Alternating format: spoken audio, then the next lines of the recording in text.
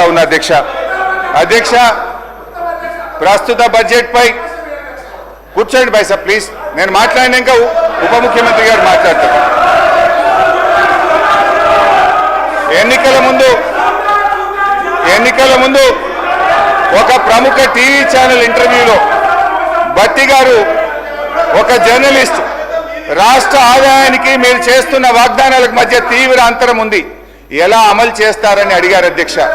భట్టి గారు జవాబిస్తూ మా కాంగ్రెస్ పార్టీకి 100 సంవత్సరాల అనుభవం ఉంది, ఆదాయం ఎలా పెంచుకోవాలో మాకు బాగా తెలుసు, మా వ్యూహాలు మాకున్నాయి, ఆదాయాన్ని పెంచుతాం, హామీలన్నీ నెరవేరుస్తామని చాలా కాన్ఫిడెంట్ గా ఆ రోజు ఎన్నికల ముందు భట్టి గారు చెప్పారు. ప్రజల్ని నమ్మించే ప్రయత్నం చేశారు అధ్యక్ష. అయితే ఈ 15 నెలల ఆచరణలో ఏం జరిగిందో ఏం ఒరిగిందో మనతో పాటు రాష్ట్ర ప్రజలందరికీ తెలుసు. వాస్తవిక బడ్జెట్ అంటూ డాంబికంగా ప్రవేశపెట్టిన గత బడ్జెట్ ఏమైందో చూశాం. ఇప్పుడు మళ్ళీ 3,04,965 కోట్ల రూపాయల బడ్జెట్ అని మరో గాలిమేడ కట్టారు అధ్యక్ష. ఇది మోస్ట్ డిజాస్ట్రస్ రూలింగ్, ఇది most disappointment budget. Congress disastrous పరిపాలన వల్ల రాష్ట్ర ఆదాయం మీద నెగటివ్ ఎఫెక్ట్ చూపిస్తుంది. రాష్ట్ర ఆదాయం అంతకంతకు క్షీణిస్తూ ఉంది. మరి అనుభవం గల భట్టి గారు ఇప్పుడు ఏం చేయాలో చెప్పాలి ఈరోజు.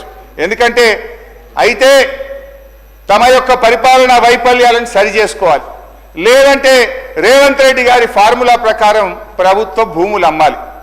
ఏనుముల వారి పాలనలో మరి ఎన్ని భూములు కథం పట్టిస్తారో తెలియదు అధ్యక్ష. ఎందుకంటే అధ్యక్ష గచ్చిబౌలిలో 400 ఎకరాలను వేలం చేయడం ద్వారా 30,000 కోట్లు రాబట్టాలని నిర్ణయించారు. ఇప్పటికే టీజీఐసి భూములు తాకట్టు పెట్టి 10,000 కోట్ల రూపాయలు అప్పు తెచ్చారు. ఇప్పుడేమో హెచ్ఎండిఏ ఆస్తులు తాకట్టు పెట్టి మరో 20,000 కోట్ల అప్పు తెస్తామని మొన్ననే అసెంబ్లీలో సమాధానం చెప్పారు. హెచ్ఎండబ్ల్యూఎస్ఎస్ జిహెచ్ఎంసి ఆస్తులు తాకట్టు పెట్టి మరో 20,000 కోట్లు అప్పు తెచ్చే ప్రయత్నం చేస్తున్నారు.